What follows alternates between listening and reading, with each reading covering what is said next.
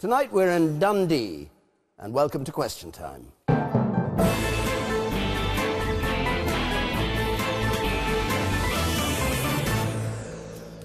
Good evening to you at home. Welcome to our audience here. We're going to be asking the questions and arguing with our panel, who of course don't know what those questions will be. They are the Finance Secretary in the Scottish Government, John Swinney, Scottish Labour's Shadow Education Secretary, Kezia Dugdale, the leader of the Scottish Conservatives, Ruth Davidson, and the former Deputy Leader of the SNP, who supports independence but is a critic of the way the campaign is being fought, Jim Sillars.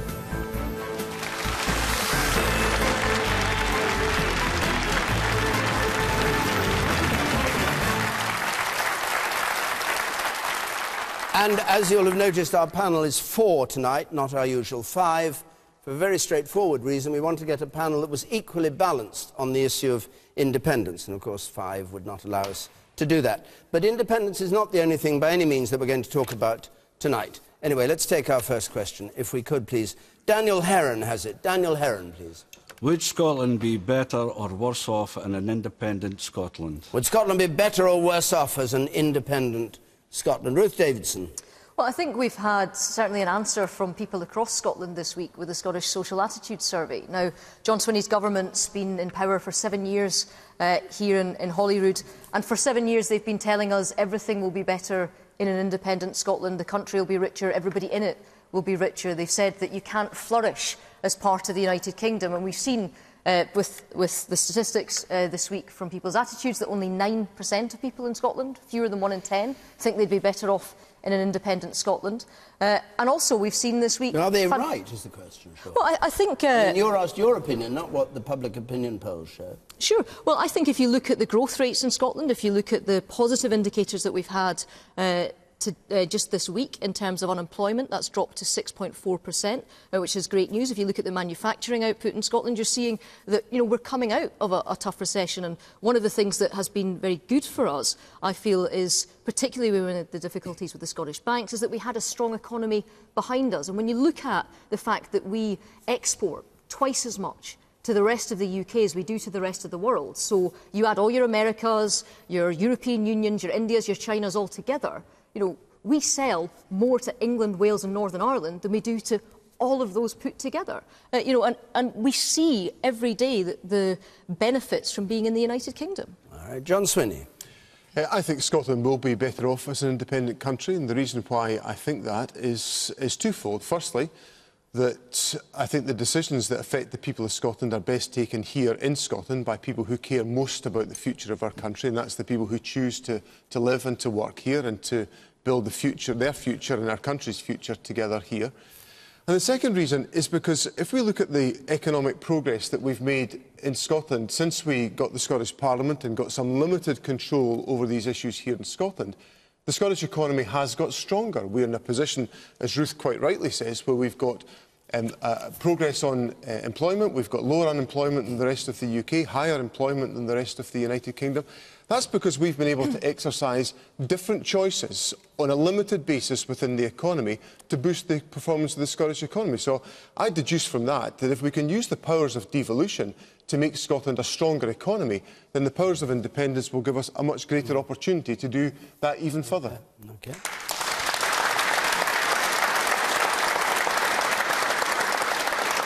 Ruth mentioned this opinion survey, social attitude survey this week, which suggested that there's only £500 in the issue for the people of Scotland, voters of Scotland. If they're £500 better off independent, they'll vote independent. If they're £500 worse off, they won't. Do you agree with that?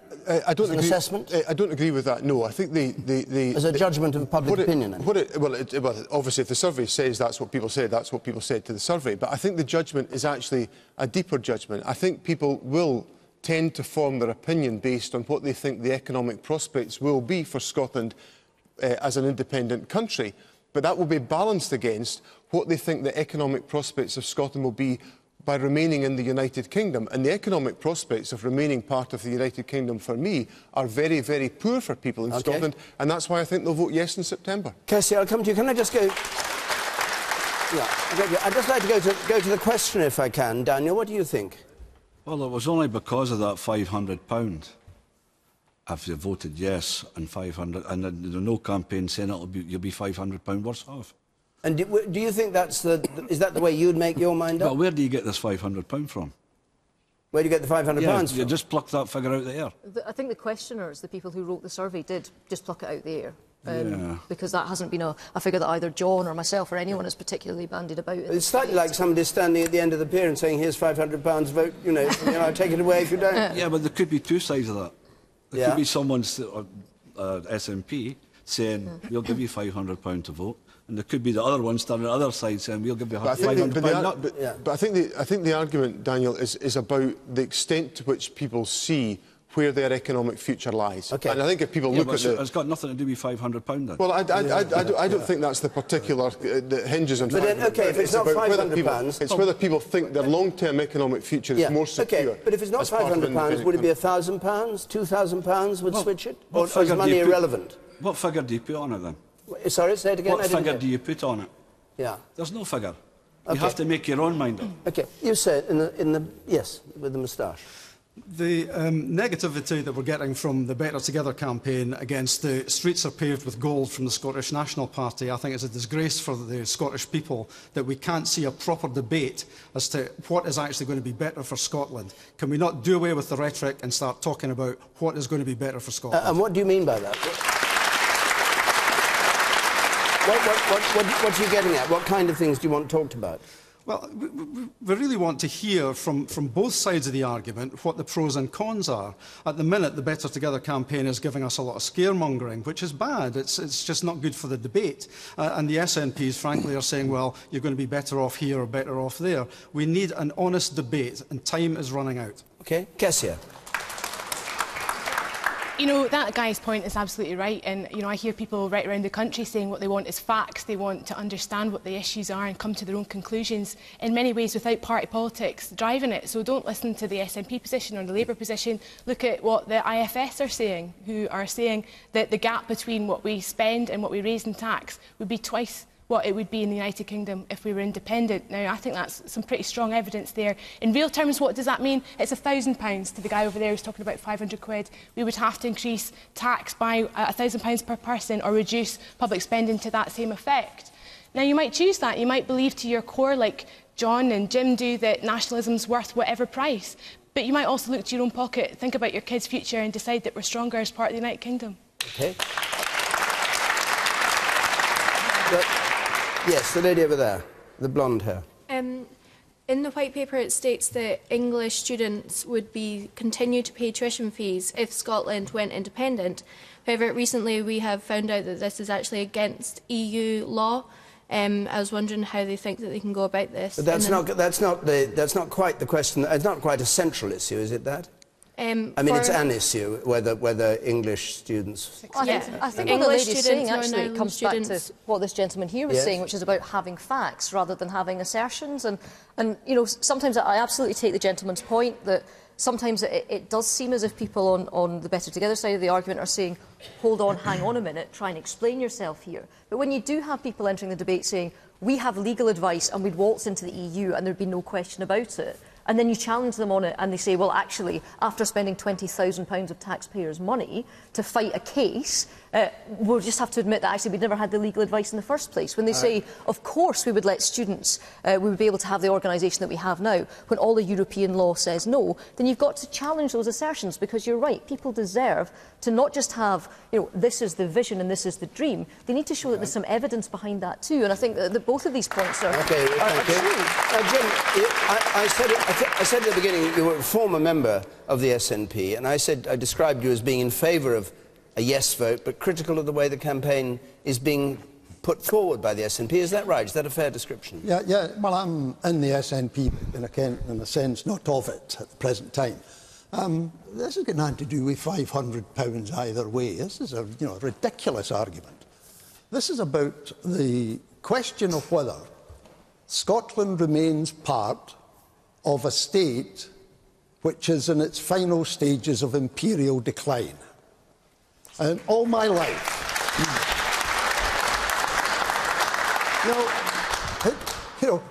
Portugal had an empire decline, Spain had an empire decline, Rome, Persia, it always happens.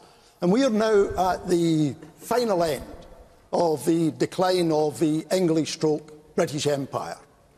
And the home unit, which is basically England, because it's the major part of the United Kingdom, has been in serious economic trouble, not for the last 4 or 5 years, but for decades. I can remember as a boy everybody tuning in to Sir Stafford Cripps's emergency budgets, and it's been like that ever since. That's taking us back a long way. Yes, of course. That's the Yeah, can you really remember Stafford Cripps? yes, as a matter of fact. That's the point. As a matter of fact, when I was a boy, there were two things that mattered. One was the emergency budget, and the other was the harvest. Because when I was a boy, we knew where food came from. It came from farms, not like supermarkets that some folk think now. So we've had this decline. What's the future? At the moment, we are heading, if we stay in the United Kingdom, for a national debt of £1.5 trillion. George, this is not scaremongering. That's a fact. Osborne says that come 2015, 2016, after the next election, there are £25 billion worth of cuts coming. And there'll be more after that as well. So the question is, do we want to stay in an austerity-bound country, the United Kingdom, or do we want to do something different with an entirely different economic model in the years ahead, where independently we can go in an entirely different direction? So you'll be free.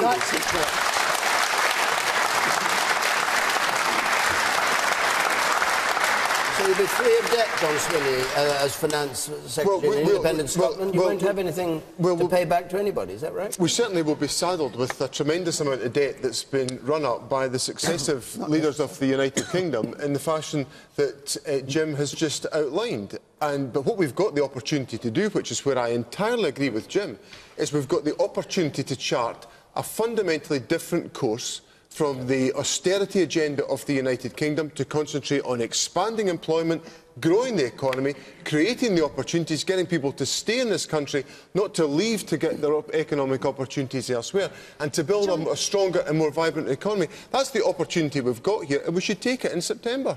But John, that's what you say in public, but what you say in private is a completely different story. I don't know if you've picked this up, David, but there was a leaked paper that came from John Swinney's department that showed that you were going to have to question the affordability of pensions. You were going to have to make cuts. Hold on, she's attacking you. Let her attack you. Then you can answer. I will do. But do you disagree that you say one thing in public and then you're briefing your own cabinet behind the scenes that the future of Scotland in an independent country is really quite stark and that you're going to face really quite serious cuts that are just as serious, if not more serious, than the UK would as a whole? Well, the paper I discussed with my Cabinet colleagues was about how we can marshal the arguments to put forward the strong proposition of how, with the powers in Scotland, we can create a stronger economy that generates the wealth that enables us to deliver prosperity for people in Scotland. And as for the affordability of pensions, any responsible Finance Minister that does their job properly makes sure we can pay pensions to our pensioners, which is the solemn promise we've made to people in Scotland. That's what writing these papers is about, to get the facts in place, to get the arguments in place, so we can deliver the prosperity for the people of Scotland. All right, you sir. I absolutely believe that giving young people the vote at 16 was the right thing to do. However, I believe that the scaremongering that's currently going on between the parties, for example, from the Liberal Democrats today stating that there would have to be border controls between Scotland and England, is scaremongering young people. And I believe that education should be put forward for young people on an independent side of the argument. Are you saying, are you saying all parties are scaremongering in order to get your vote? Currently, I think that both parties, both pro both and yes and no, both yes and no parties are currently scaremongering, and especially young people who are going to be voting for the first time. I think they should be given a fair chance at voting. Okay, hold on a second, Ruth. Let's hear from the man up there in the second row from the back. I think Mr Swinney has been disingenuous. He's always banging on about the economic levers of power that he requires to make Scotland progress. But he already has tax-raising powers. He can increase or decrease them by 3%. and by 2016 he's going to have full tax-raising powers through the Scotland Act. And on top of that, he's forfeiting the right of managing interest rates by handing that over to the Bank of England. So he's either... What's he wanting? He's got a great deal of autonomy and a great deal of power in his hands already, and he's denying that he does have it. So you're saying he's got what he needs and doesn't need any more powers? I feel he's got a great deal of autonomy, and actually he will be forfeiting quite a lot of power by developing the sterling zone, which he refers to. The Bank of England. And the woman over there at the back there, yes. Well, Jim noted that if we were to leave the UK, the main reason would be to avoid the vast amount of debt. Then why are the main policies that we're focusing on is massive services for everyone, freeze on council tax, freeze in childcare, possibly a reduction in corporation tax? Money doesn't grow on trees. You either have to increase tax or you're going to get yourself into a lot of debt.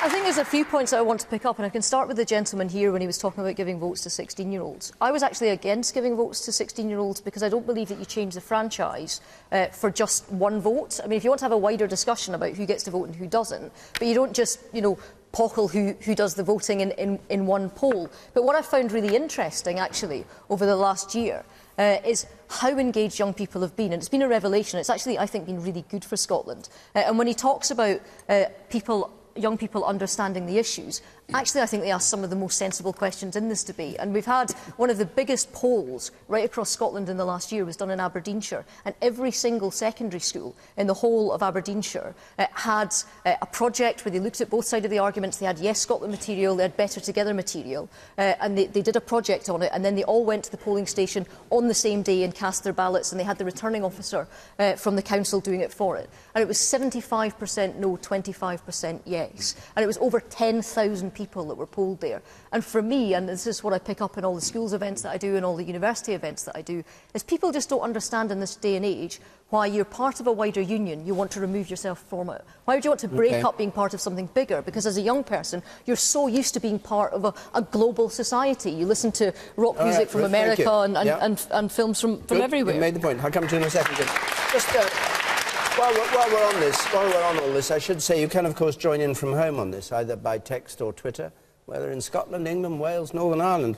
Hashtag is BBCQT. You can follow us at BBC Question Time. You can text comments to 83981, and the red button will tell you what others are saying if you want to do it that way, though Twitter seems to be the most popular way of getting in touch at the moment. Get twittering. And I'd like to hear from some people who... We've had quite a lot of complaints about the way that Scotland might go if it votes yes. Have we got people here in favour of a yes vote? Are you in favour of a yes vote? OK, give us your view.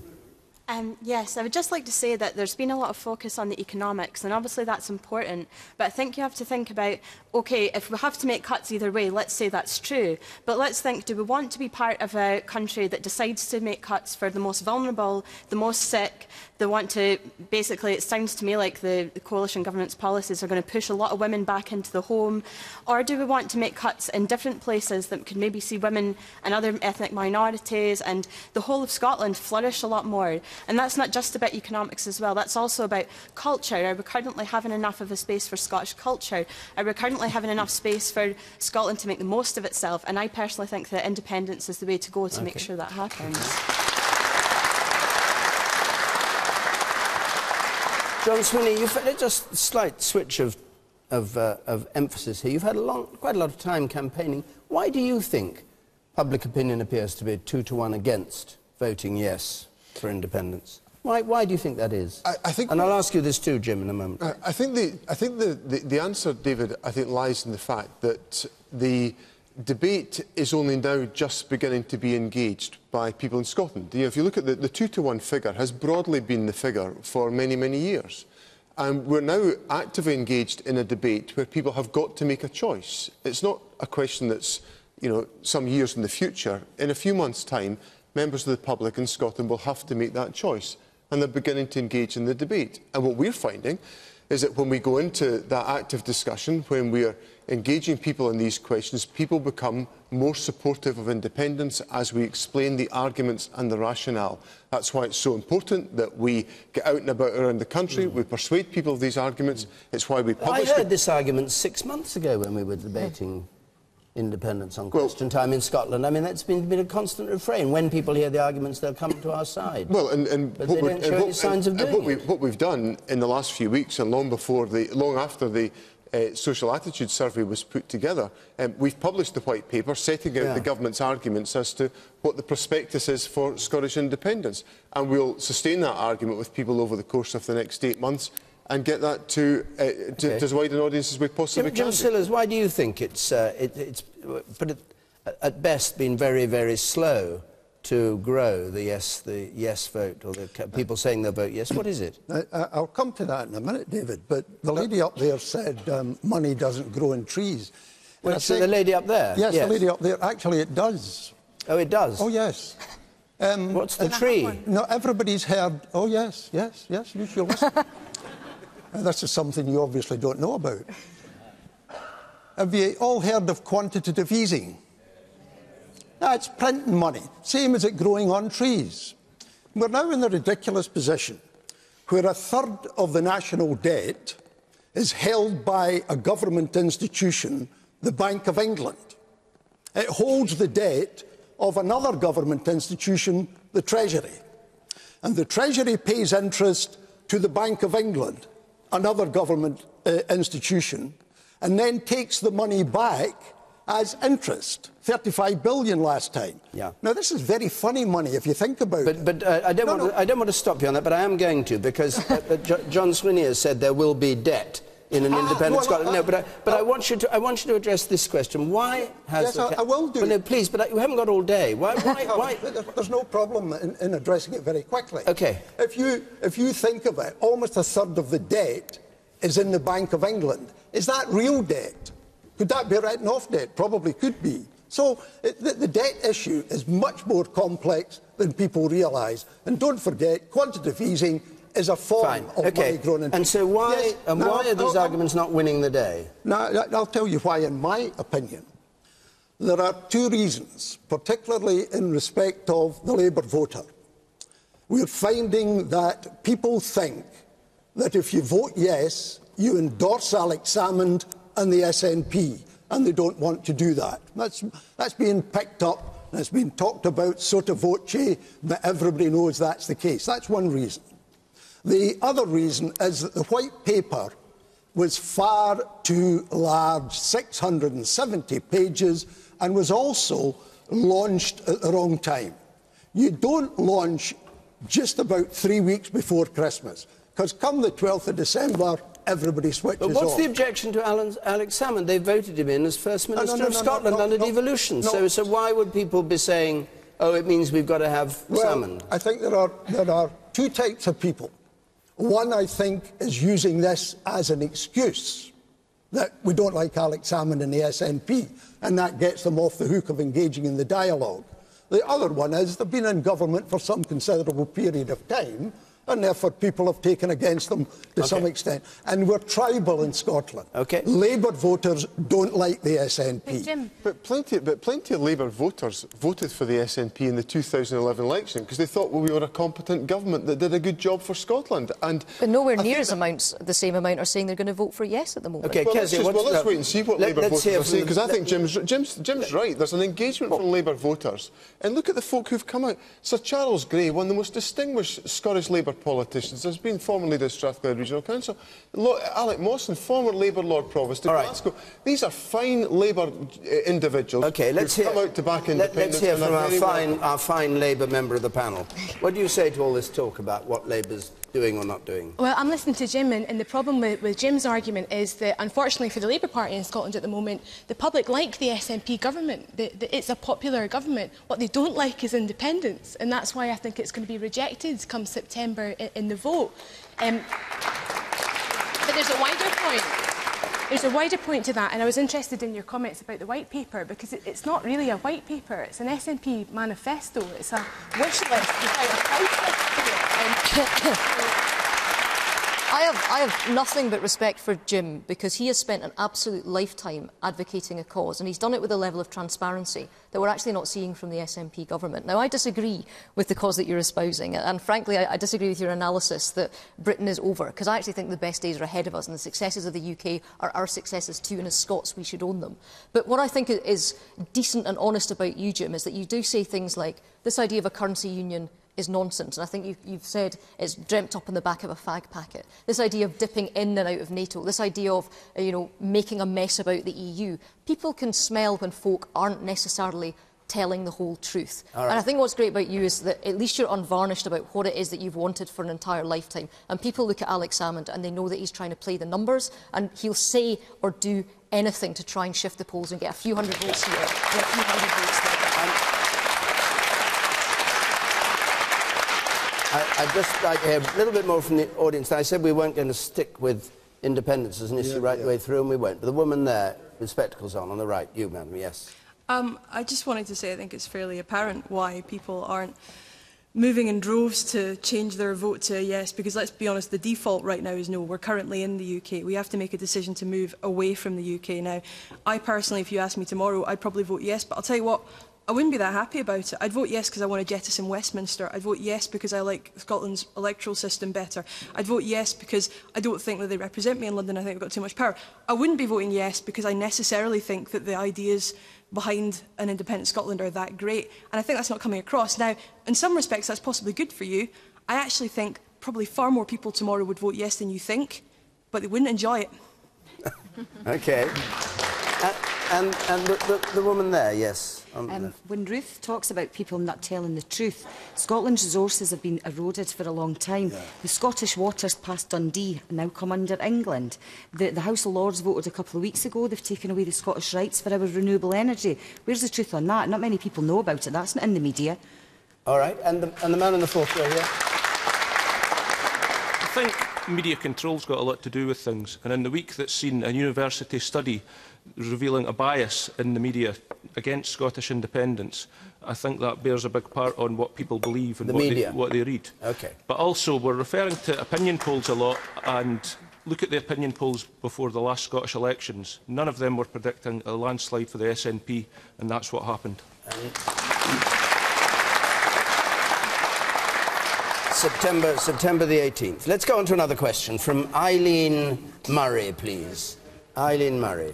Can Nick Clegg force Lib Dems peer Lord Reynard to apologise for harassment claims when he believes he is innocent? The Liberal Democrats are obviously in some confusion over this, but can Nick Clegg force Lord Reynard, the man who strategised their election campaigns, to apologise for harassment claims when he, Lord Reynard, believes he's innocent? John Swinney. I don't know if Nick Clegg can force him to do that, but I think it means should he, as well as can he. Well, I think the issue that the lesson I would take from what the Liberal Democrats have done about Lord Reynard this week is that when you have an issue like this, you have to deal with it promptly and effectively, and to address the issues that people have reasonably and properly set out. And if there is information that leads to a conclusion that action needs to be taken, then action needs to be taken. I think the terrible mistake the Liberals have made is to let this drag on and to become ever more complicated and not to address fundamentally the issues that are at stake. And what is the fundamental issue? Because you put a QC in charge and he says the women's claims are credible, and Lord Reynard says it's not true. Well, that essentially, like when you join a political party, you sign up to a set of rules, and part of the rules will be that processes will be applied in certain circumstances. And if you set up an inquiry which says, by a QC to take an independent look at it, and it comes up with a conclusion of that type, then if you respect your political party, you should follow it and implement the conclusions of that review, which means that Lord Reynard should apologise. Ruth Davidson. Well, I think what was quite clear here is there was a member of a political party, Lord Reynard, who made other members of that party feel grossly uncomfortable. They felt as if, in some ways, their personal space had been invaded. They felt, in some ways, threatened and violated by his actions. Now, I think, as somebody, as an organisation, a political party has a duty of care and pastoral care for its members. And if a number of members are coming to you, and this happened years ago, this isn't just a new thing, there were complaints made about this gentleman a long time ago, you have to be firm and say to that person, address your behaviour because this is affecting other people in the team. And if you do not even if he denies that he's guilty of any improper behaviour? Well, he says that he doesn't think he acted badly, but there are members of that party and organisation who felt threatened and violated by his actions. And that would be enough. And who were credible. Now, I think you have a duty of care for people, and you have to explain to someone, you know, your actions are affecting other people in the team. Okay. And you either send them, you know, they either address that or they're out. All right. And that's how you deal with it. You don't have to have someone in a political party. It's like a publican doesn't have to serve a customer. You can say, change this or you're gone. And you have every right to do so. Jim Sillars.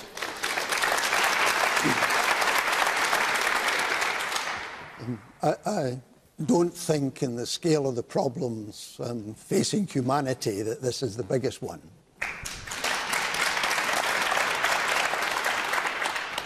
I don't know what the allegations were. They've never been made public, so I don't know how any one of us can draw any conclusions whatsoever. And as they say in some of the panel games, as far as I'm concerned, pass, because I don't know enough about it to comment sensibly. OK. And Kezia? I think part of the problem is too many people turned away from it and said, I don't want to be involved in that, I don't want to front that out, I don't want to address it. And the people I really feel for this are the women who have had to put themselves on the front of our newspapers to be heard about something as simple as everyday sexism. Women right across the country every single day face this type of experience at work. And the world has to change. What is it the allegation is? I've never heard it. I've heard all inappropriate behaviour, Well, but what did he actually do? If we knew that, then you can make some judgment. The allegations are that he groped a woman. And well, that's the first time I've heard that. And if you read the Channel 4 blog, I think it was Cathy Newman that doggedly pursued this, the Channel 4 journalist. She's the only reason that this is still with us as an issue. And I just think it talks a lot about the nature of our society and our culture just now, that we do not live in an equal world. Women are